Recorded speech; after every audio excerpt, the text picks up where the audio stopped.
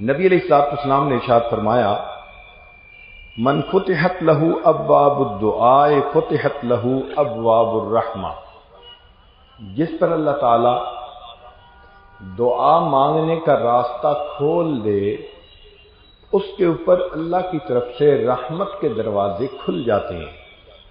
آپ دیکھیں کچھ لوگ ہوتے ہیں ان کے لیے دعا مانگنا بہت آسان، ان کو دعا مانگنا اچھا لگتا ہے، وہ لمبی دعائیں مانگتے ہیں، اور کئی لوگ ہوتے ہیں کہ دعا مانگی نہیں جاتی۔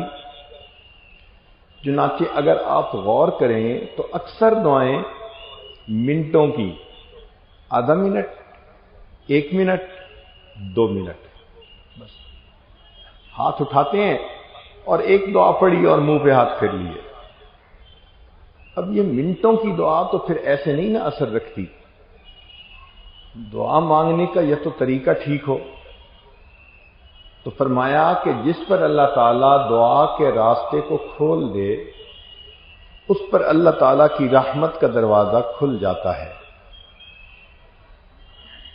حضرت ثوبان رضی اللہ تعالیٰ عنہ کہتے ہیں کہ نبی علیہ الصلوۃ والسلام نے ارشاد فرمایا لا يرد القدر الا الدعاء، قضاء و قدر کو دعا کے سوا کوئی چیز بدل نہیں سکتی۔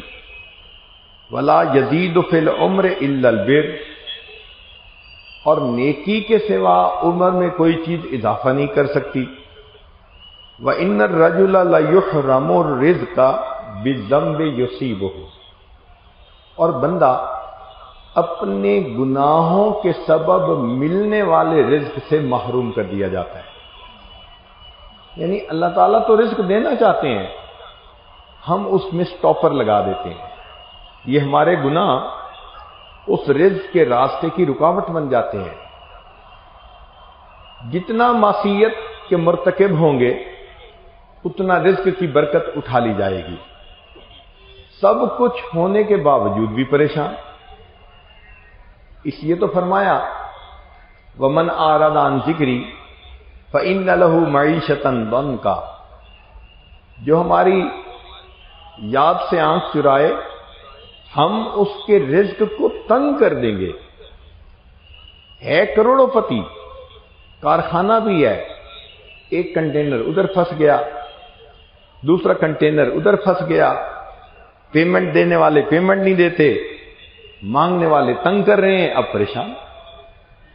سب کچھ ہے، ہاتھ میں کچھ نہیں، تو تنگی ہوتی ہے، پریشانی ہوتی ہے، روتے ہیں بچوں کی طرح۔ یوں اللہ تعالیٰ بندے کے رزق کو تنگ کر دیتے ہیں۔ سیدہ عائشہ صدیقہ رضی اللہ تعالیٰ عنہ نبی علیہ الصلوۃ والسلام سے روایت فرماتی ہیں الدعاء ينفع مما نزل ومما لم ينزل، کہ دعا نفع دیتی ہے اس مصیبت کے لیے جو ابھی نازل نہیں ہوئی اور اس مصیبت کے لیے بھی جو نازل ہو چکی ہے۔ تو انسان حیران ہوتا ہے کہ جو نازل نہیں ہوئی اس کو تو چلو روک لیا جاتا ہوگا، جو نازل ہو چکی اس میں کیسے فائدہ؟ تو وہ فرماتی ہیں کہ نبی علیہ السلام نے فرمایا وَإِنَّ الْبَلَاءَ لَيَنْزِلُ فَيَلْقَاهُ دُعَاءُ فَيَعْتَلِجَانِ إِلَى يَوْمِ الْقِيَامَةِ، بلا آسمان سے نازل ہوتی ہے، نیچے سے بندے کی دعا اوپر جاتی ہے، یہ دونوں ایک دوسرے کو دھکیلتی ہیں، پش پل کرتی رہتی ہیں۔ بلا اس کو دھکیلتی ہے، یہ اس کو دھکیلتی ہے، دعا اس بلا کو قیامت تک نیچے نہیں اترنے دیتی۔ تو جو بلا نہیں اتری اس کے لیے بھی فائدے مند، اور جس کے اترنے کا فیصلہ ہو گیا دعا کرے تو اس کے لیے بھی فائدے مند۔ حدیث مبارکہ ہے من لم يدع اللہ یغضب علیہ، جو شخص دعا نہیں مانگتا اللہ تعالیٰ اس بندے سے ناراض ہوتے ہیں۔ جو شخص دعا نہیں مانگتا اللہ تعالیٰ اس بندے سے ناراض ہوتے ہیں۔ ایک حدیث مبارکہ میں ارشاد فرمایا، ان اعجز الناس من عجز عن الدعاء۔ طبرانی شریف کی روایت ہے کہ انسانوں میں سب سے زیادہ عاجز وہ انسان ہے جو دعا مانگنے سے عاجز ہو جائے۔ اور ایک حدیث مبارکہ میں نبی علیہ السلام نے ارشاد فرمایا، الدعاء سلاح المؤمن، دعا مومن کا اسلحہ ہے۔ جیسے انسان دشمنوں سے بچنے کے لیے اسلحہ کا استعمال کرتا ہے، بلاؤں سے، پریشانیوں سے، مصیبتوں سے، غموں سے بچنے کے لیے یہ دعا اسلحہ کی مانند ہوتی ہے۔ لہذا جو بندہ دعا کرتا رہتا ہے، اللہ تعالیٰ ان کو ان پریشانیوں سے بچا لیتے ہیں۔ نبی علیہ الصلوۃ والسلام نے اپنے چچا حضرت عباس رضی اللہ عنہ کو فرمایا کہ اے چچا جان، اکثر الدعاء بالعافیہ، اللہ تعالیٰ سے عافیت کی دعا مانگا کریں کہ اللہ تعالیٰ عافیت والا معاملہ فرمائے۔ چنانچہ حدیث مبارکہ میں ہے کہ بندہ جب بھی دعا مانگتا ہے اللہ تعالیٰ اس کی دعا کو قبول کرتے ہیں، مگر اس کی 3 مختلف شکلیں ہیں۔ پہلی شکل یہ کہ جیسے مانگا ویسے قبول کر لی، اور دوسری کہ ویسے قبول کرنی تو اس کے لیے بہتر نہیں تھی، تو اللہ تعالیٰ اس کے بدلے کوئی بلا، کوئی مصیبت اس سے دور کر دیتے ہیں۔ ایکسیڈنٹ ہوتے ہوتے بچ گیا، وہ کوئی مانگی ہوئی دعا تھی۔ سخت ایکسیڈنٹ ہوا، ساتھ والے مر گئے، یہ بچ گیا، تو اس کی جو جان بچی اس کی کوئی دعا تھی۔ تو یہ دعا کے اثرات ہوتے ہیں۔ چھوٹا بچہ بیماریوں سے بچا رہا، حالانکہ اور بچے وائرس کی وجہ سے بیمار ہو گئے، یہ دعا کا اثر تھا۔ تو کبھی دعا من و ان قبول کر لی جاتی ہے، کبھی اس کے بدلے بلا مصیبت کو ٹال دیا جاتا ہے، اور اگر یہ بھی نہ ہو تو اس دعا کو بندے کے لیے ریزرو رکھ لیا جاتا ہے۔ قیامت کے دن یہ بندہ اللہ تعالیٰ کے سامنے حاضر ہوگا، اس وقت اس کو اس دعا کا اللہ اجر عطا فرمائیں گے، اور ہر دینے والا اپنے شان کے مطابق دیتا ہے۔ کہتے ہیں کہ حاتم طائی سے سائل نے 5 دینار مانگے تھے، اس نے 500 دینے کا حکم دیا۔ تو کسی نے کہا جی مانگے تو 5 ہیں، اس نے کہا بھائی اس نے اپنی حیثیت سے مانگے، مجھے اپنی حیثیت سے دینے ہیں، میں نے 500 دینے کا حکم دیا۔ تو جب دنیا کا سخی 5 مانگنے والے کو 500 دیتا ہے تو اندازہ لگا سکتے ہیں کہ اللہ رب العزت جب دینے والے ہوں گے، جو زمین و آسمان کے خزانوں کے مالک ہیں، تو وہ اپنی شان کے مطابق عطا فرمائیں گے۔ حدیث مبارکہ میں ہے کہ بندہ تمنا کرے گا، کاش دنیا میں میری کوئی دعا قبول نہ ہوتی اور میری ہر دعا کا بدلہ آج مجھے قیامت کے دن یہی پر مل جاتا۔ تو مومن کے تو مزے، جیسے مانگا قبول تو بھی مزہ، اس کے بدلے بلا مصیبت ٹال دی پھر بھی مزہ، اور قیامت کے دن اگر اللہ عطا کریں گے تو اس سے بھی زیادہ مزہ۔ ہاں ایک صورت ہے کہ جس صورت میں بندے کی دعا کو رد کر دیا جاتا ہے، پھٹے کپڑے کی طرح اس کے منہ پہ مار دیا جاتا ہے۔ وہ کون سی صورت ہے؟ جب بندہ کہنا شروع کرتا ہے نا جی اللہ ہماری تو سنتا نہیں، تو اس بات سے اللہ تعالیٰ کو بہت جلال آتا ہے۔ یاد رکھیں، ان ربی لسمیع الدعاء، میرا پروردگار دعا کو سنتا ہے، مگر اللہ اللہ ہے۔ ایسے تو نہیں نا کہ ہم بات کریں اور اسی وقت پوری ہو جائے، اس کی اپنی شان ہے، اپنی مرضی ہے کب اس دعا کو قبول فرمائے۔ تو یہ الفاظ کبھی بھی زبان سے نہیں کہنے چاہیے کہ جی اللہ تعالیٰ ہماری تو سنتا نہیں، سنتا تو وہ سب کی ہے۔ ہاں اگر یہ امید رکھے کہ میں نے جو دعا مانگی مجھے 3 میں سے کسی نہ کسی ایک صورت میں دعا کا بدلہ ملے گا، تو اللہ رب العزت اس کی دعا کا بدلہ اس کو ضرور عطا فرماتے ہیں۔ کئی مرتبہ ایسے بھی ہوتا ہے کہ بندے کا مانگنا اللہ کو پسند آتا ہے تو اللہ تعالیٰ اس کو مانگنے کا موقع دیتے ہیں۔ آپ نے نہیں دیکھا کئی دفعہ بچہ روتا ہے نا تو باپ تھوڑا اس کو رونے دیتا ہے، اس کو اچھا لگ رہا ہوتا ہے، اور کئی باپ کو تو دیکھا کہ وہ بچے کو خود تیز کرتے ہیں کہ تھوڑا رونے والی شکل بنائے۔ اپنی اپنی طبیعتیں ہیں نا۔ بالکل حدیث مبارکہ میں اسی طرح فرمایا گیا، نبی علیہ الصلوۃ والسلام نے ارشاد فرمایا کہ بندے کی دعا بسا اوقات اللہ رب العزت کے سامنے پیش ہوتی ہے تو اللہ تعالیٰ فرماتے ہیں، اب سنیے حدیث، ان العبد یدعو اللہ سبحانہ وہو یحبہ فیقول، اللہ تعالیٰ بندے سے محبت کرتے ہیں، وہ بندہ اللہ سے دعا مانگتا ہے تو اللہ تعالیٰ فرماتے ہیں جبرائیل، اے جبرائیل اخر حاجت عبدی، میرے بندے کی حاجت کو ذرا مؤخر کر دو، پوسٹ پون کر دو، فإنی احب ان اسمع صوتہ، میں اس کی آواز کو سننا پسند کرتا ہوں۔ اللہ اکبر کبیرہ۔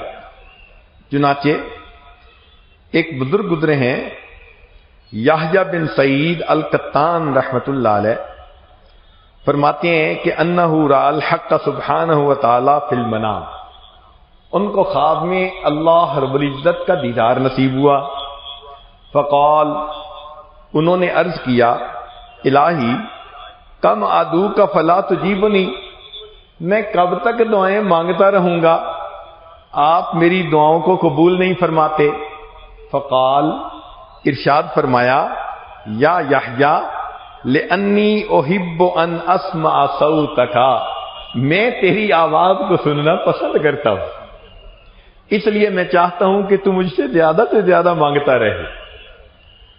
تو کب دعا پوری ہوگی اس معاملے کو اللہ پہ چھوڑ دیں۔ یہ تھوڑی بات ہے کہ توفیق مل گئی، ارے بھائی کتنے لوگوں کو تو دعا کی توفیق ہی نہیں ہوتی۔ آپ ذرا غور کیجئے نا، اس عاجز کے پاس ایک صاحب آئے، کہنے لگے حضرت پتہ نہیں کیا پچھلے 8 سالوں سے دعا مانگنے کو دل ہی نہیں کرتا۔ اب یہ کتنی بڑی محرومی ہے کہ دعا مانگنے کو دل ہی نہ کرے، یہ ہے نا محرومی۔ دعا میں انسان کو رونا ہی نہ آئے، یہ ہے محرومی۔ کہتے ہیں کہ بنی اسرائیل کے ایک عالم تھے، وہ کہیں نفسانی تعلق میں پھنس گئے، علم تو تھا اگرچہ نفس غالب آ گیا، وہ گناہ کے مرتکب بھی ہوتے اور ڈرتے بھی کہ گناہ کی وجہ سے انسان محروم ہوتا ہے، پتہ نہیں میں کس نعمت سے محروم نہ ہو جاؤں۔ کچھ عرصہ چلتا رہا، کچھ عرصے کے بعد وہ حیران ہوئے، میں گناہ بھی کر رہا ہوں اور جو نعمتیں اللہ نے دی ہوئی تھیں وہ سب نعمتیں بھی سلامت ہیں۔ تو کہنے لگے اللہ تو کتنا حلیم ہے، میں گناہوں پہ گناہ کر رہا ہوں اور آپ نے اپنی نعمتیں سلامت رکھی ہوئی ہیں۔ اللہ رب العزت نے الہام فرمایا، میرے بندے تو محروم ہو رہا ہے، تجھے پتہ نہیں چل رہا۔ اللہ میں کس نعمت سے محروم ہوا؟ فرمایا جس دن سے تو کبیرہ کا مرتکب ہوا ہم نے تجھے رات کے آخری پہر میں رونے کی لذت سے محروم کر دیا۔ تب ان کا خیال آیا کہ جب سے میں گناہ کا مرتکب ہوا مجھے کبھی تہجد میں رونا ہی نہیں آیا۔ تو انسان محروم ہو جاتا ہے، اور اگر اللہ تعالیٰ دعا کا راستہ کھول دیں، دعا کی توفیق دے دیں، تو یہ تو اللہ تعالیٰ کی طرف سے بہترین معاملہ ہوتا ہے۔ یاد رکھیں انسان اپنے بچاؤ کے جتنے اسباب اختیار کرتا ہے ان میں سب سے بہتر سبب دعا ہوتی ہے. دعا سے بہتر سبب اور کوئی نہیں ہو سکتا. لہذا ہر معاملے میں دعا کرنی چاہیے. حدیث مبارکہ ہے کہ جو شخص چاہے کہ سختی میں میری دعا قبول ہو اس کو چاہیے کہ وہ خوشحالی میں دعا کرے تاکہ اللہ تعالیٰ سختی کے عالم میں اس کی دعا کو قبول فرما لے. دعا ایک عجیب ہے کہ اگر خالص دنیا کے لیے مانگے اللہ دنیا کی یہ ضرورت پوری کر دے یہ کر دے تو بھی عبادت ہے. یہ ایک امتیازی شان ہے اس عمل کی. باقی اعمال دنیا کی نیت سے کریں تو اجر نہیں ملے گا, آخرت کی نیت. دعا ایک ایسا عمل ہے خالصتاً دنیا کی ضرورت ہے اور دنیا مانگ رہا ہے یا اللہ مجھے کھانا دے دے, مجھے جوتے دے, کپڑے دے. خالص دنیا کی چیز مانگ رہا ہے. دعا پھر بھی عبادت. علماء نے اس کی وجہ بیان فرمائی. وہ فرماتے ہیں اصل میں دعا مانگنے میں انسان کو تواضع اختیار کرنی پڑتی ہے. مانگنے والا سائل ہوتا ہے, اس تواضع کی وجہ سے اگرچہ دنیا مانگ رہا ہے اللہ نے اس دنیا مانگنے کو بھی عبادت میں شامل فرما لیا. ایک ہوتا ہے خالق سے مانگنا, ایک ہوتا ہے مخلوق سے مانگنا. اس میں زمین آسمان کا فرق ہے. آپ نے دیکھا ہوگا کہ مخلوق اگر اس معیار پہ پہنچے جہاں وہ دے سکتے ہوں تو اپنوں کو نوازتے ہیں. حکومت مل گئی تو جو قریبی ہوتے ہیں ان کو نوازا. فیکٹری چل گئی تو جو قریبی ہوں گے ان کے لوگوں کو نوکریاں دی. تو مخلوق کا یہ دستور, وہ اپنوں کو نوازتے ہیں. مگر خالق کا معاملہ اور ہے. وہ پروردگار اس دنیا میں اپنوں کو بھی نوازتا ہے, غیروں کو بھی دیتا ہے. چنانچہ کفار کی بھی وہ مرادیں پوری کر دیتا ہے, ان کی تمنائیں بھی پوری کرتا ہے. وہ پروردگار اس دنیا کے اندر رحمان کی صفت کا ظہور کرتا ہے. جہاں وفادار کو دیتا ہے وہاں غدار کو بھی دیتا ہے.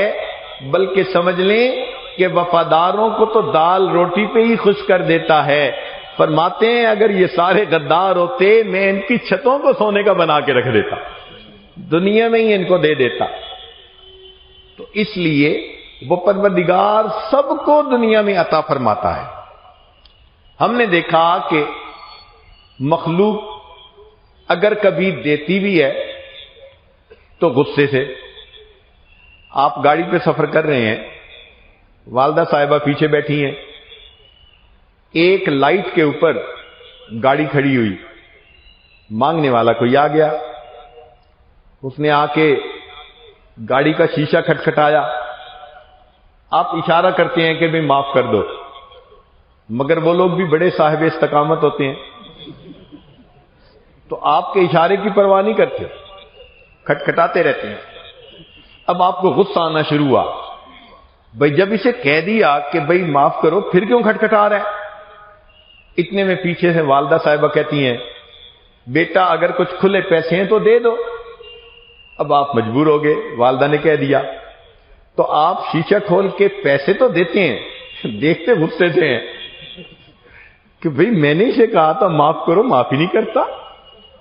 تو بسا اوقات مخلوق دیتی بھی ہے تو غصے سے دیتی ہے, مگر اللہ تعالیٰ کا معاملہ اور ہے.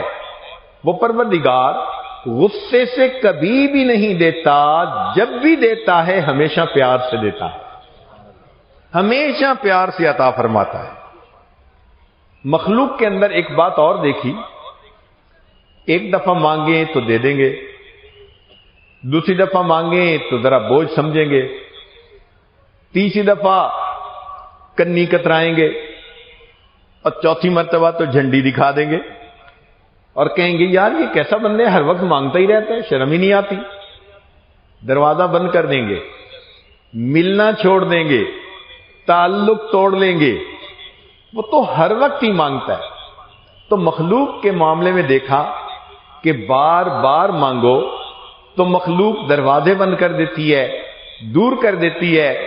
قربان جائیں اس پروردگار پر، اللہ تعالیٰ سے ایک دفعہ مانگیں وہ دیتا ہے، دوسری دفعہ مانگیں وہ دیتا ہے، تیسری دفعہ مانگیں وہ دیتا ہے، بار بار مانگیں وہ بار بار دیتا ہے۔ بلکہ جو بندہ ہر چیز اللہ سے مانگے، ہر حال میں اللہ سے مانگے، اللہ اس بندے کو اپنے اولیاء میں شامل فرما لیتے ہیں۔ میرا یہ بندہ میرے بغیر کسی سے مانگتا ہی نہیں، فرماتے ہیں یہ میرا ولی ہے، جب بھی مانگتا ہے مجھ سے مانگتا ہے۔ مخلوق کے دینے میں اور خالق کے دینے میں ایک فرق اور بھی دیکھا۔ بڑی حیثیت کا بندہ ہو، اس سے تھوڑا مانگو تو وہ ناراض۔ کوئی بڑا امیر آدمی ہو، آپ کہیں جی مجھے 1 روپے کی ضرورت ہے، وہ کہے گا تم نے مجلس میں مجھے ذلیل کیا، میری پبلک انسلٹ کر دی، 1 روپیہ مجھ سے مانگتے ہو، مجھے کیا سمجھا ہوا ہے؟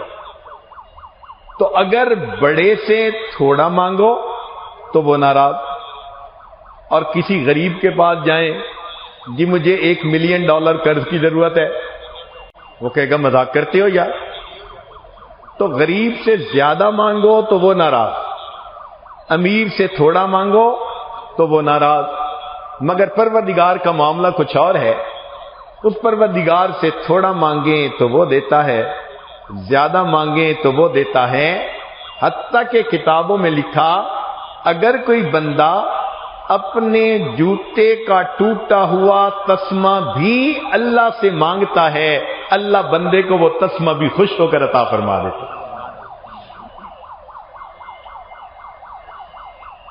ایک ہم نے فرق اور بھی دیکھا، کسی کے پاس جائیں جی مجھے ضرورت ہے، وہ کہے گا جی میرا بڑا دل چاہتا ہے کہ میں آپ کو خالی نہ بھیجوں، کاروبار ہی نہیں چل رہا، حالات ہی سازگار نہیں ہے۔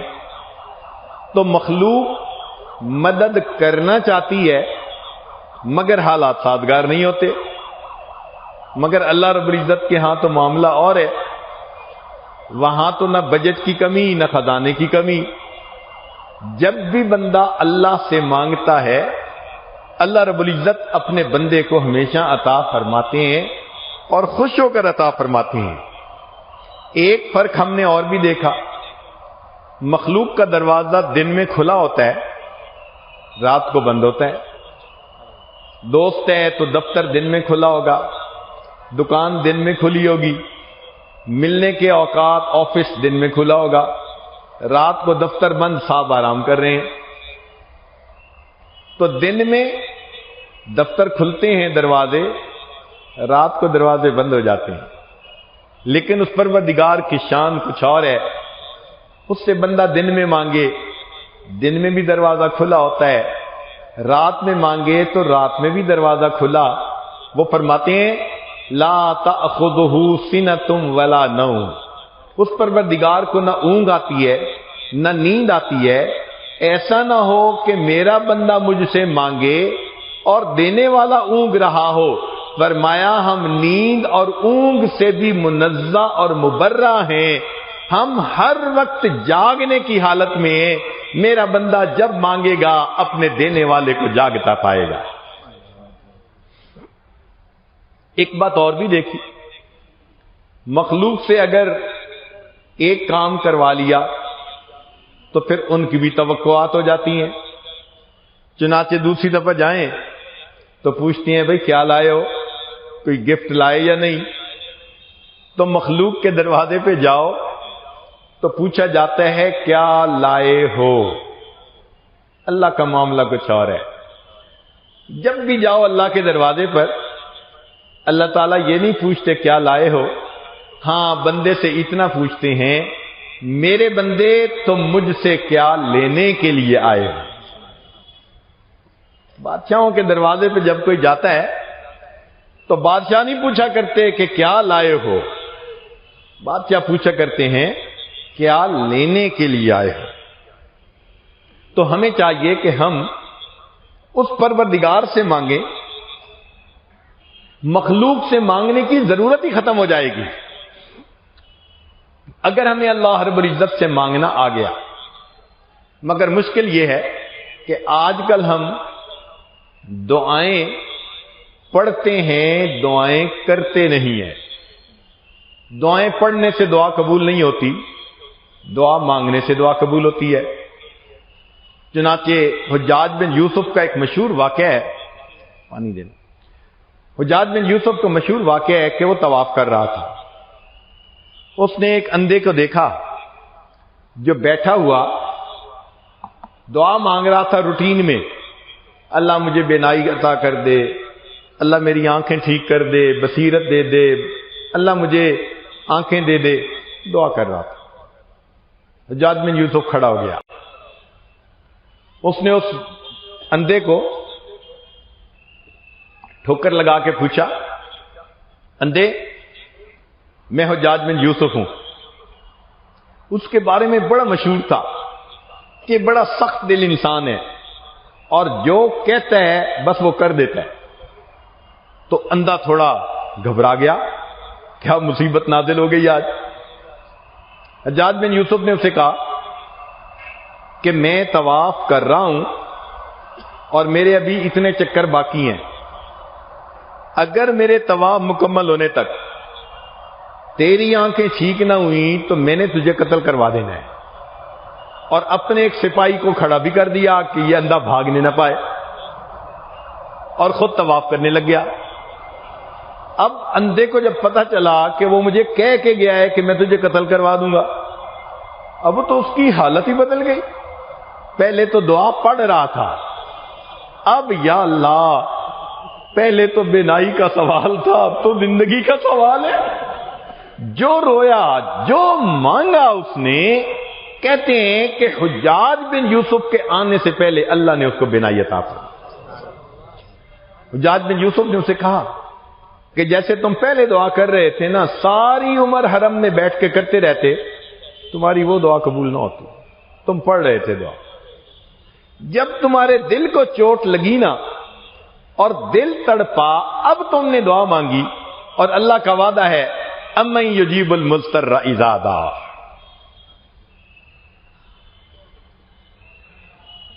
آج کل ہم نے اکثر دیکھا ہے کہ لوگ دعائیں مانگتے نہیں بلکہ ایسے دعا کرتے ہیں جیسے کام ذمہ لگا رہے ہیں۔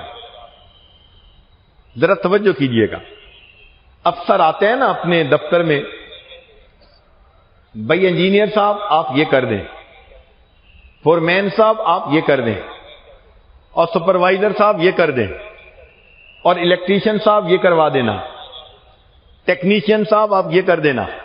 وہ کام ذمہ لگاتا ہے۔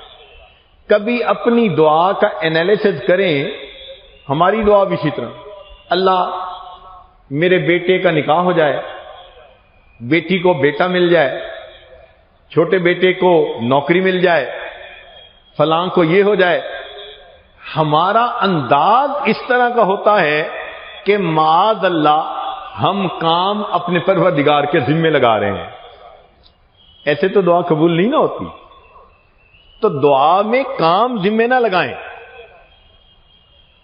مانگنا ابدیت ہے، عاجزی چاہتا ہے۔ تو دعا میں انسان کو اللہ رب العزت سے مانگنا پڑتا ہے۔ ایک بات اور بھی سن لیجئے، دعا کروانا بھی بڑی اچھی عادت ہے۔ دعا کروانا بھی بہت اچھی عادت ہے۔ نبی علیہ الصلوۃ والسلام دعا کرتے بھی تھے، دعا کرواتے بھی تھے۔ حدیث پاک میں عمر لانو عمرے کے لیے تشریف لے جانے لگے، نبی علیہ السلام نے فرمایا اے بھائی ہمیں اپنی دعاؤں میں یاد رکھنا۔ تو نبی علیہ السلام نے دعا کی بھی ہے، کروائی بھی ہے، امت کو تعلیم دی۔ تو ہم بھی دعا کریں بھی، کروائیں بھی۔ تو یہ اچھی عادت ہے، استاد سے دعا لینا، ماں باپ سے دعا لینا، بڑوں سے دعا کروانا، یہ ایک بہت اچھی عادت ہے۔ لیکن اس سے بھی ایک اور زیادہ اچھی عادت ہے، وہ یہ ہے کہ دعائیں کروانے کی بجائے دعائیں لینے والے بنا کریں۔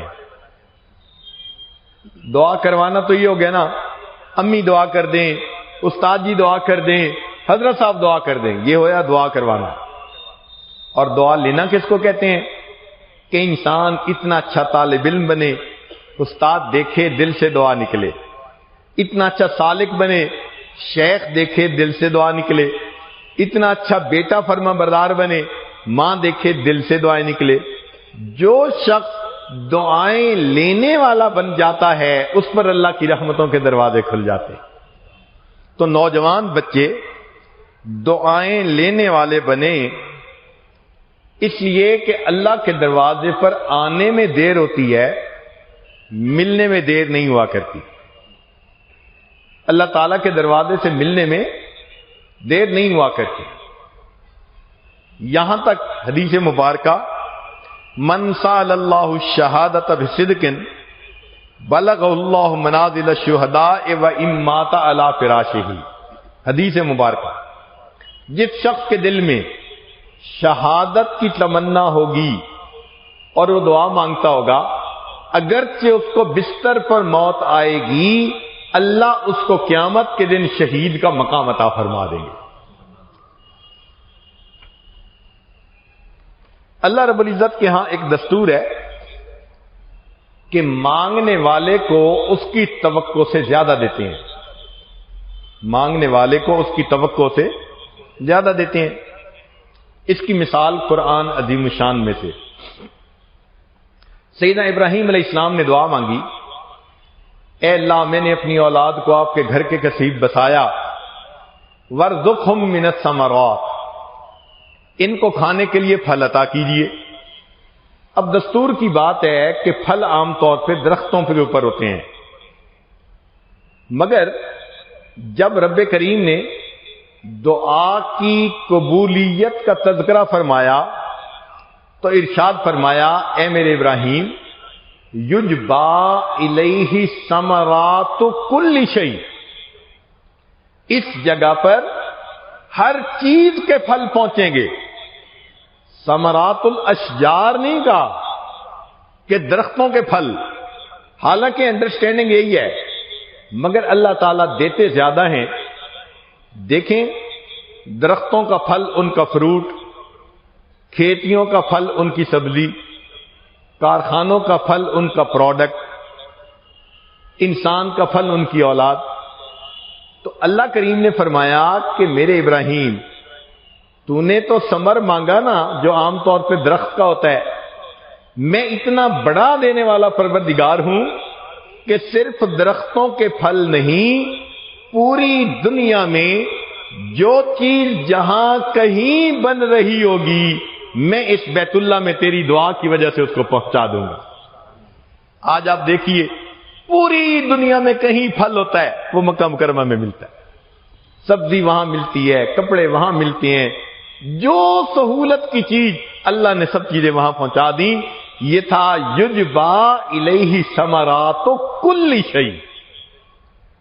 عمر رضی اللہ تعالیٰ عنہ ایک مرتبہ عمرے کے سفر سے واپس آ رہے ہیں، ایک میدان کے اندر رات کو سو گئے، تہجد کے لیے آنکھ کھلی تو 14ویں کا رات چمک رہا تھا۔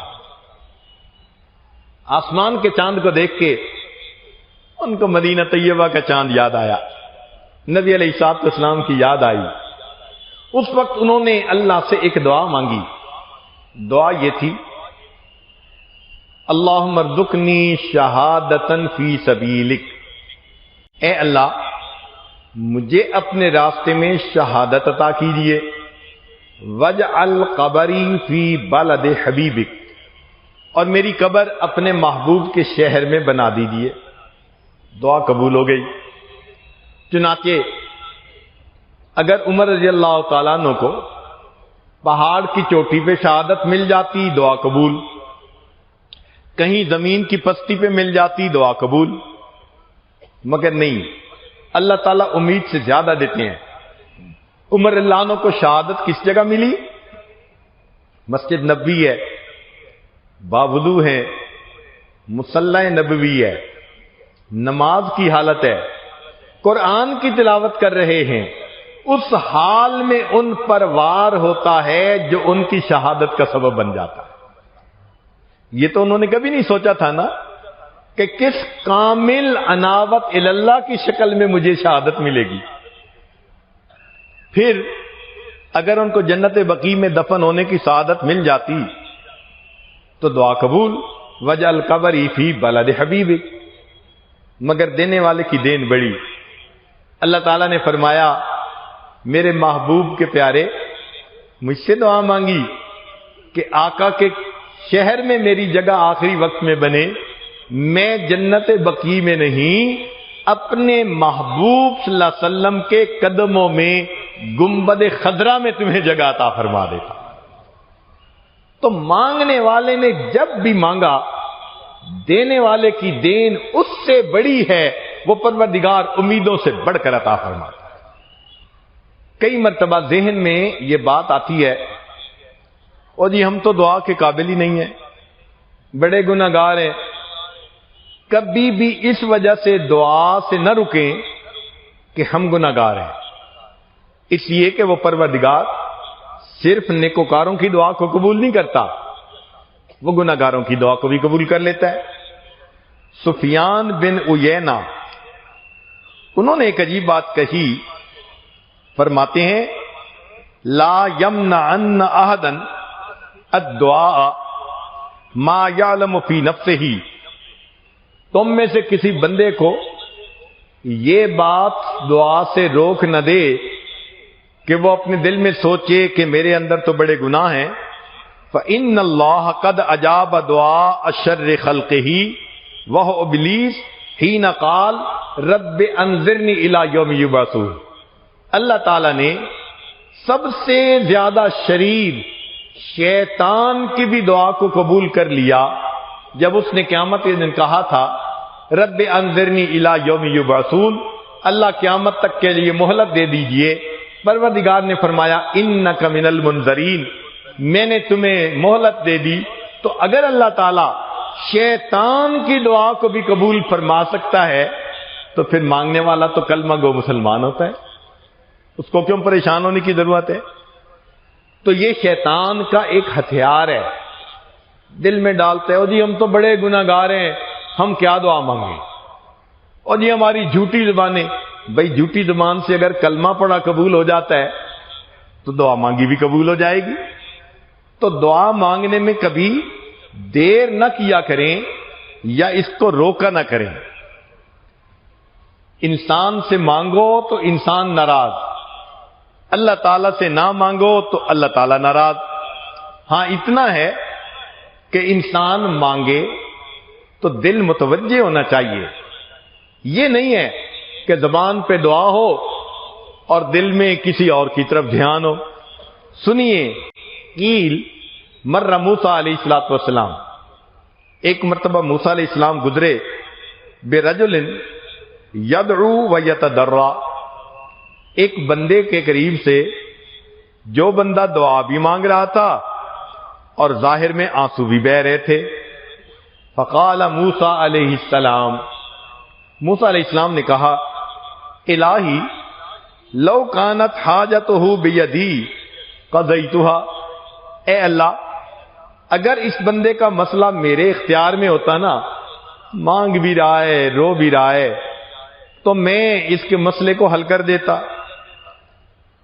فأوحى اللہ تعالی الی، اللہ تعالیٰ نے موسیٰ علیہ السلام کی طرف وحی نازل کی، انا ارحم بہ منک، اے میرے پیارے موسیٰ علیہ السلام میں آپ سے زیادہ اس بندے پر رحم کرنے والا ہوں، ولیکنہ یدعونی، مگر یہ مجھ سے دعا کر رہا ہے، وَلَهُ غَنَمٌ، اور اس کا ریوڑ ہے، وَقَلْبُهُ عِنْدَ غَنَمِهِ، اور اس کا دل بکریوں کے ریوڑ میں پھنسا ہوا ہے۔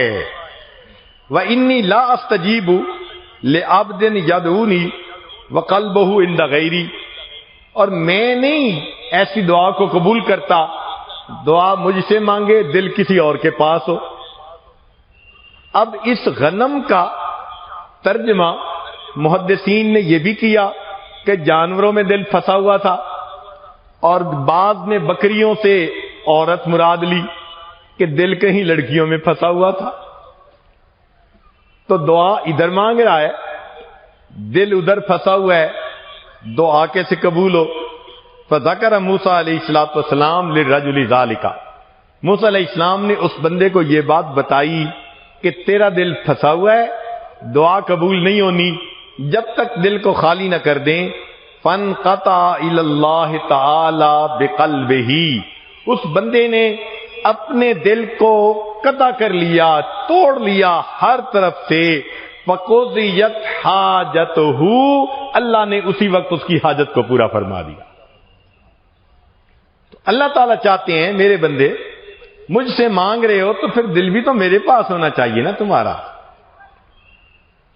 چنانچہ ایک حدیث مبارکہ میں ہے، اوحی اللہ الی عیسیٰ علیہ السلام، اللہ تعالیٰ نے عیسیٰ علیہ السلام کی طرف وحی نازل فرمائی، ہب لی من قبلک الخشوع، اپنے دل سے مجھے خشوع دے دیجیے، ومن بدنک الخضوع، اور بدن کی طرف سے خضوع یعنی با ادب با وقار دعا مانگنا، ومن عینک الدموع، اور اپنی آنکھ سے آپ آنسو کا قطرہ دے دیجئے، ثم ادعونی، پھر دعا کیجئے، استجب لکا، میں دعا کو قبول کروں گا، فانی قریب مجیب، بے شک میں دعا کو قبول کرنے والا ہوں۔ چنانچہ انسان اگر اللہ تعالیٰ سے دعائیں مانگے اللہ تعالیٰ اس کی دعاؤں کو قبول فرماتے ہیں۔ کئی دفعہ ایسے ہوتا ہے کہ بندہ دعا مانگے تو فوری آثار ظاہر نہیں ہوتے، تو دعا مانگنا نہ چھوڑے، مانگتا رہے مانگتا رہے۔ کئی ایسے بھی بزرگ تھے 25 سال بعد دعا قبول، 50 سال بعد ان کی دعا قبول ہوئی اور انہوں نے آنکھوں سے قبول ہوتے دیکھی۔ تو ٹائم لگتا ہے مگر اللہ قبول فرما لیتے ہیں۔ آپ نے دیکھا ہوگا نا کہ بچہ کہتا ہے امی مجھے آئس کریم دے دیں، کہتے ہیں نہیں تیرا گلا خراب ہے نہیں دینا، وہ روتا ہے دے دیں، نہیں دینا، ماروں گی، روتا ہے بھائی نہیں دینا، شروع میں ماں کرتی رہتی ہے اور بچہ بھی روتا رہتا ہے مانگتا رہتا ہے، دل آخر وہی ماں ہوتی ہے آئس کریم اٹھا کے دے دیتی ہے، اچھا بھائی کھا لو۔ تو اللہ رب العزت کے ہاں بھی معاملہ ایسا، بندہ روتا ہے مانگتا ہے بالآخر اللہ تعالیٰ دروازے کو کھول دیتے ہیں۔ چنانچہ قال صلی اللہ علیہ وسلم، نبی علیہ السلام نے فرمایا، بڑی پیاری حدیث ہے، والذی نفسی بیدہ، قسم ہے اس ذات کی جس کے قبضے میں میری جان ہے، ان العبد لیدعو اللہ تعالی وہو علیہ غضبان، بندہ اللہ سے دعا مانگتا ہے اور اللہ تعالیٰ بندے سے ناراض ہوتے ہیں، غضبان ناراض، ویورد عنہ اللہ اعراض فرماتے ہیں، اس کی دعا کو قبول نہیں کرتے، ثم یدعو وہ بندہ پھر دعا مانگتا ہے، ویورد عنہ اللہ پھر اعراض فرماتے ہیں، ثم یدعو پھر وہ مانگتا ہے، ویورد عنہ اللہ پھر اعراض کرتے ہیں، ثم یدعو پھر جب چوتھی دفعہ مانگتا ہے، فیقول اللہ تعالی للملائکہ اللہ ملائکہ سے فرماتے ہیں، ابا عبدی ان یدعو غیری، لگتا ہے میرے بندے نے یہ فیصلہ کر لیا میرے غیر سے نہیں مجھ سے ہی مانگتا رہے گا، فقد استجبت لہ، چلو میں نے اس کی دعا کو قبول فرما لیا۔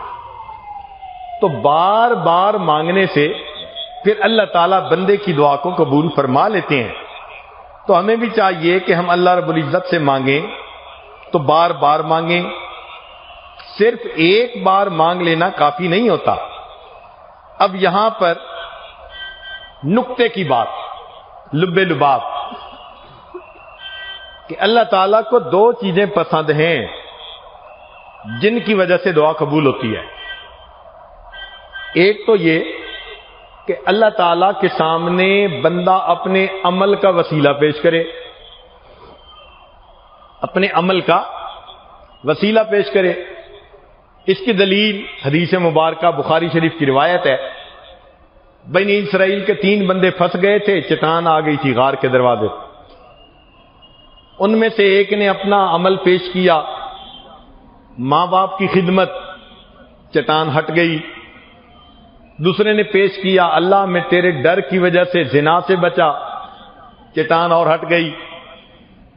تیسرے نے عمل پیش کیا کہ میں نے تیری خاطر ایک بندے کی امانت میں خیانت نہ کی، اللہ نے چٹان ہٹا دی، ان کو نجات عطا فرما دی۔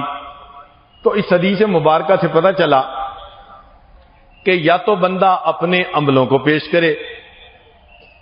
کہتے ہیں کہ شیخ عبدالحق مدد دہلوی رحمۃ اللہ علیہ کا زمانہ تھا، دہلی میں ایک دفعہ بہت قحط پڑا، شہر کے علماء نے اعلان کیا سارے لوگ میدان میں جمع ہو جائیں، اپنے بچوں کو بھی لائیں، جانوروں کو بھی لائیں، اور سب دھوپ میں کھڑے ہو کے اللہ سے مانگیں، اللہ بارش عطا کر دے۔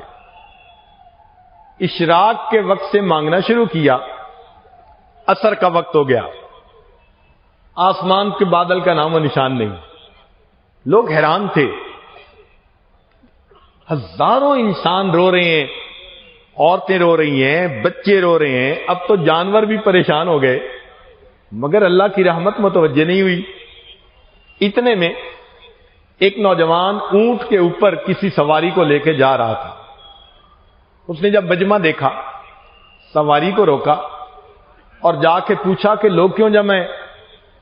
انہوں نے کہا جی اشراق کے وقت سے لے کے عصر کا وقت ہو گیا، دعا مانگ رہے ہیں، دعا قبول ہی نہیں ہو رہی۔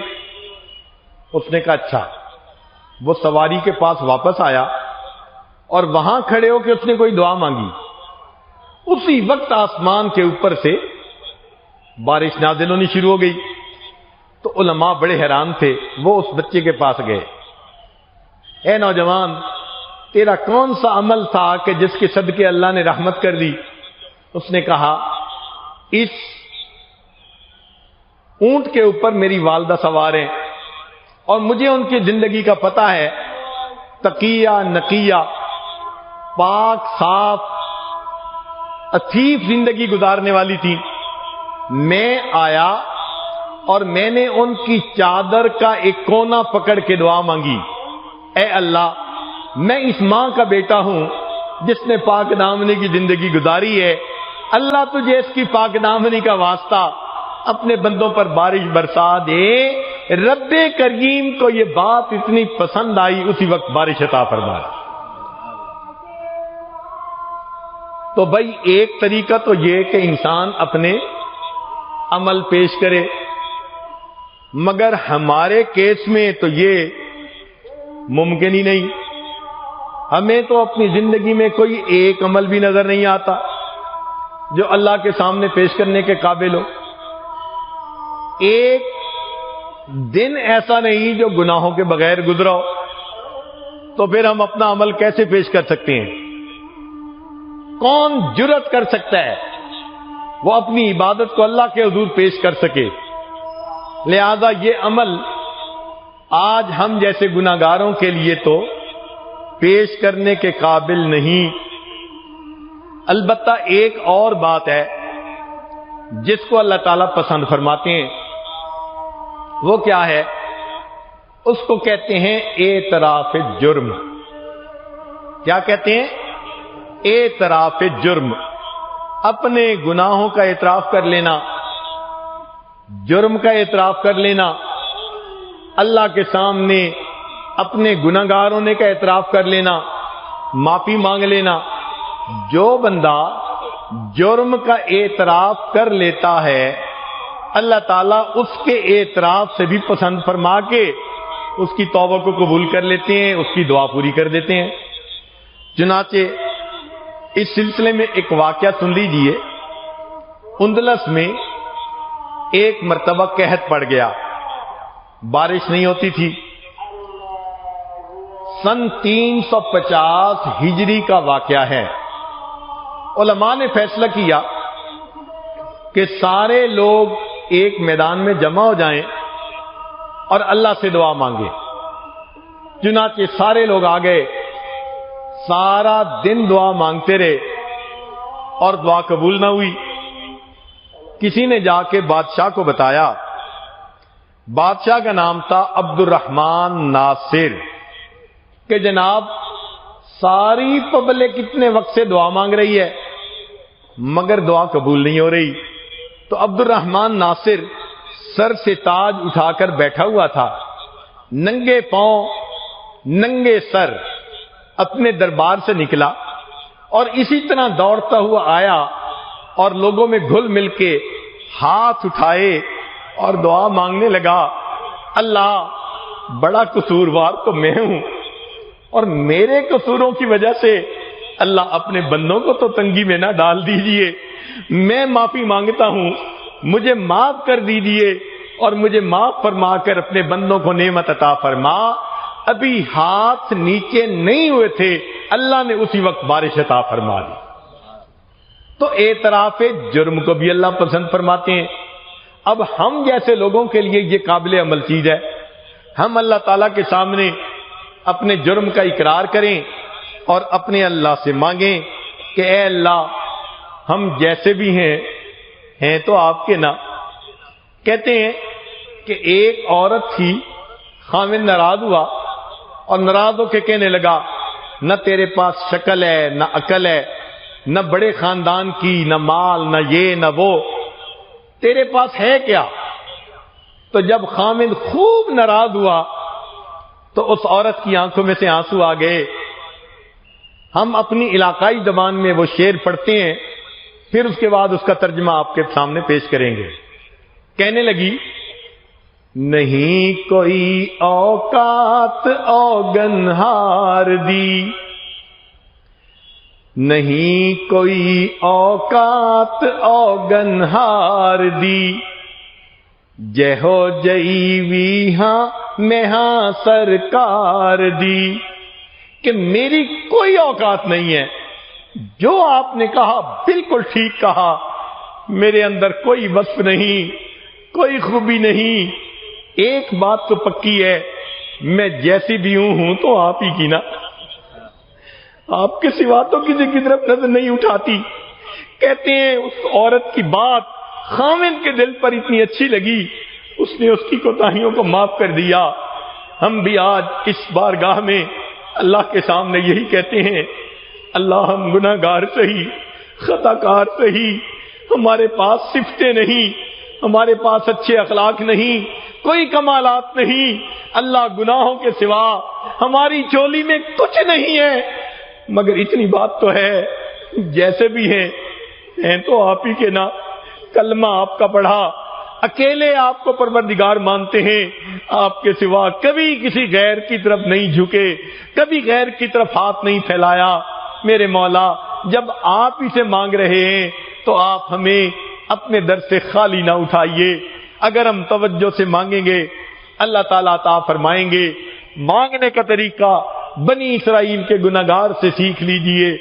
کیا اس نے مزے کی دعا مانگی؟ سبحان اللہ۔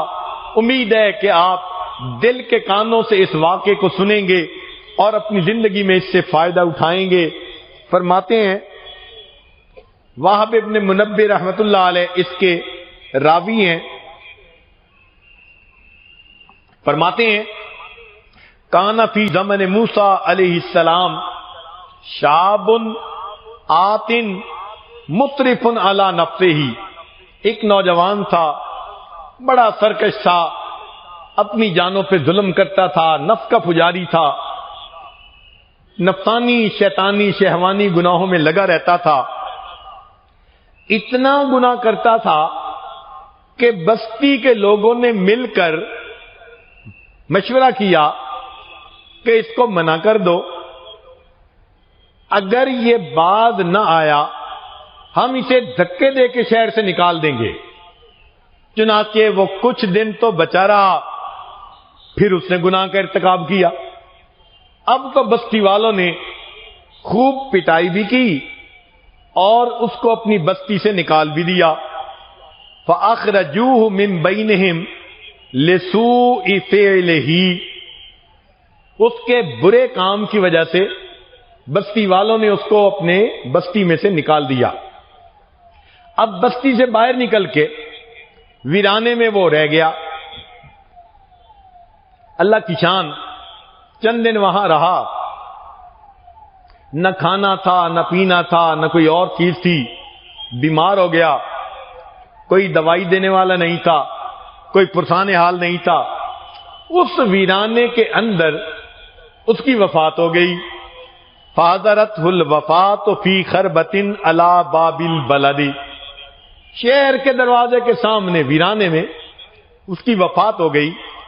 فاوحی اللہ الی موسیٰ علیہ السلام، اللہ تعالیٰ نے موسیٰ علیہ السلام کی طرف وحی نازل فرمائی، ان ولی من اولیائی، میرے اولیاء میں سے ایک ولی، حضرہ الموت فاحذرہ، اس کو موت آ گئی ہے، آپ جائیے، وغسلہ، اس کو غسل دیجئے، وصلی علیہ، اور اس کی نماز جنازہ پڑھیے، وقل، اعلان کر دیجئے، لمن کثر عصیانہ، جس بندے کے گناہ بہت زیادہ ہو، یحضر جنازتہ، اگر وہ اس کے جنازے پڑھنے کے لیے حاضر ہو جائے، لأغفر لہم، تو میں ان کے گناہوں کو بھی معاف کر دوں گا۔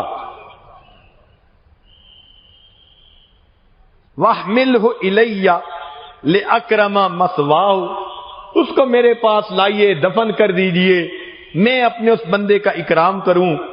فنادا موسیٰ علیہ السلام، موسیٰ علیہ السلام نے اعلان کروا دیا، فی بنی اسرائیل، بنی اسرائیل میں، فَكَثُرَ النَّاسِ، بہت سارے لوگ جمع ہوں گے۔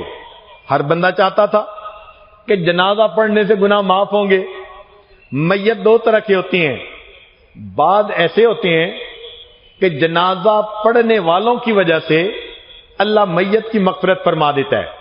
حدیث مبارکہ میں ہے، اگر 40 ایمان والے کسی کا جنازہ پڑھ لیں، اللہ اس گناہگار مومن کی خطاؤں کو معاف فرما دیتے ہیں۔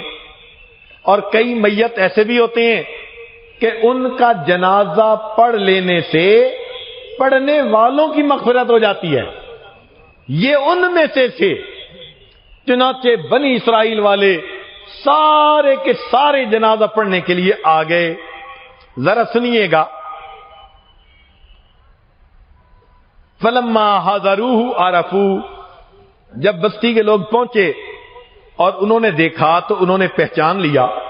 فقال، کہنے لگے، یا نبی اللہ، اے اللہ کے نبی صلی اللہ علیہ وسلم، ھذا ھو الفاسق الذی اخرجناہ، یہ تو وہی فاسق ہے جس کو ہم نے بستی سے نکال دیا تھا۔ فتعجب موسیٰ من ذالک، موسیٰ علیہ السلام کو بھی بڑا تعجب ہوا، بات تو ایسی ہے۔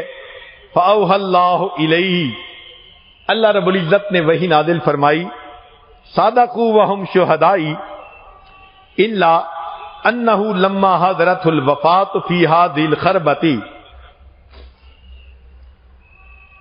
یہ لوگ ٹھیک کہتے ہیں، مگر بات یہ ہے کہ جب اس نوجوان کو اس ویرانے میں موت آنے لگی، نظر یمنتن و یسرتن، اس نے اپنے دائیں دیکھا اور اپنے بائیں دیکھا، فلم یرا حمیمن، اس نے کوئی دوست نہ دیکھا، ولا قریبن، نہ کوئی قریبی دیکھا، کوئی تھا ہی نہیں، ورا نفسہ غریبتن وحیدتن ذلیلتن، اور اس نے اپنے آپ کو اکیلا، پردیسی اور ذلیل دیکھا۔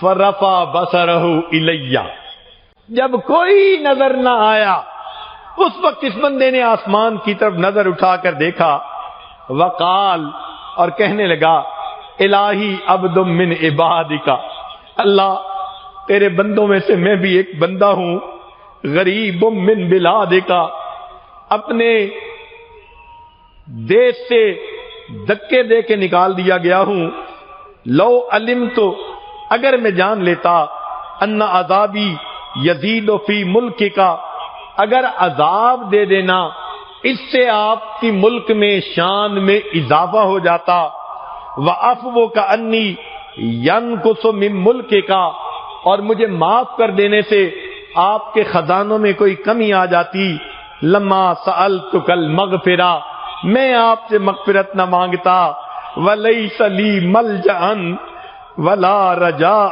الا انت، اللہ میرا تو کوئی ملجا اور ماوا تیرے سوا اب ہے نہیں، وقت سمعت فیما انزلت انکا قلت، اور میں نے یہ بھی سنا ہے کہ آپ نے یہ ارشاد فرمایا ہے، انی انا الغفور الرحیم، کہ میں بڑا غفور اور رحیم ہوں، فلا تخیب رجائی، اللہ مجھے نا امید نہ کرنا، یا موسیٰ، اے موسیٰ علیہ السلام، افکان یحسن بی ان اردہ، یہ مجھے بات کیا اچھی لگتی کہ میں اس کی دعا کو رد کر دیتا، وہ غریب، وہ پردیسی تھا، اللہ ہذہ صفت، اس صفت کے اوپر، وقت توسل الی بھی، اس نے میری رحمت کے ساتھ میرا توسل پایا، وتضرع بین یدی، میرے سامنے رویا گڑگڑا پڑا، وعزتی، مجھے اپنی عزت کی قسم، لو سالنی فی المذنبین من اہل الارض جمیعا، اگر وہ بندہ ساری دنیا کے گناہگاروں کے بارے میں مجھ سے سوال کرتا، لوہبتہم، میں ان گناہگاروں کو معاف کر دیتا، لذل غربتہ، اس کے اس پردیسی ہونے کی وجہ سے، یا موسیٰ انا کہف الغریب، میں پردیسی کی پناہ گاہ ہوں، وحبیبہ، جس کا کوئی نہیں ہوتا، اے موسیٰ علیہ السلام میں اس کا دوست ہوتا ہوں، وطبیبہ، میں اس کا طبیب ہوتا ہوں، وراحمہ، اور میں اس پر رحمت کرنے والا ہوتا ہوں۔ وہ کتنا پیارا پروردگار ہے کہ اگر ایک بندہ دیکھتا ہے اب اس کا کوئی بھی قریبی نہیں، اللہ کو پکارتا ہے، اس فاسق کو اللہ ولایت کا وہ درجہ دے دیتے ہیں، فرماتے ہیں جو جنازہ پڑے گا ہم اس کی بھی مغفرت کر دیں گے، فرماتے ہیں اگر اس نے تو اپنی مغفرت مانگی، اگر دنیا کے تمام گناہگاروں کی مغفرت مانگتا تو میں پروردگار سب کی مغفرت کر دیتا۔ معلوم ہوا اگر گناہگار مانگے اور واقعی اللہ کے سامنے نادم ہو کر مانگے، گناہوں کا اعتراف کر کے مانگے، اللہ رب العزت کی رحمت جوش میں آتی ہے۔ آج اسی معاملے کو اللہ کے سامنے آزمائیے، اپنے گناہوں سے سچی توبہ کر کے اللہ کی رحمت کو طلب کیجئے، رب کریم ہمارے گناہوں کو معاف فرما دے اور ہمیں اللہ تعالی اپنے دربار سے خالی نہ لوٹائے۔ ہم اچھی طرح جانتے ہیں اے پروردگار عالم کہ ہم نے ساری عمر کلمہ پڑھا، بال سفید کر بیٹھے، ان الملوک اذا شابت عبیدہم، اللہ جب خدمت کرنے والے غلام خدمت کرتے کرتے بوڑھے ہو جاتے ہیں تو پھر ان کے مالک ان کو آزاد کر دیا کرتے ہیں، فی رقہم آتقوہم اتقا حراری۔ اے اللہ ہم نے بھی تو کلمہ پڑھتے پڑھتے بال سفید کر دیے، میرے مولا آج ہمیں بھی جہنم کی آگ سے آپ بری فرما دیجئے۔ ہمارے پاس عمل پورا کوئی نہیں جو آپ کے سامنے پیش کر سکے، سفید بالوں کی لاج رکھ لیجئے، ہمارے ہاتھ نہ لوٹا دیجئے۔ اللہ ہم اچھی طرح جانتے ہیں جو آپ کے دروازے سے خالی جاتا ہے وہی بدبخت ہوتا ہے، اے اللہ اس کے لیے کوئی دوسرا دروازہ نہیں۔ میرے مولا دنیا میں روٹی کا سوال کرنے والا ایک دروازے سے نہ مانگے نہ پائے، وہ دوسرے دروازے پہ چلا جاتا ہے، تیسرے پہ چلا جاتا ہے، اس کو پرواہ نہیں ہوتی۔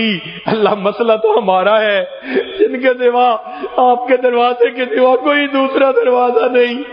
میرے مولا تم ہی سے مانگیں گے تم ہی دو گے، تمہارے در سے ہی لو لگی ہے، اے کریم آپ ہی کے در سے لو لگا کر بیٹھے ہیں۔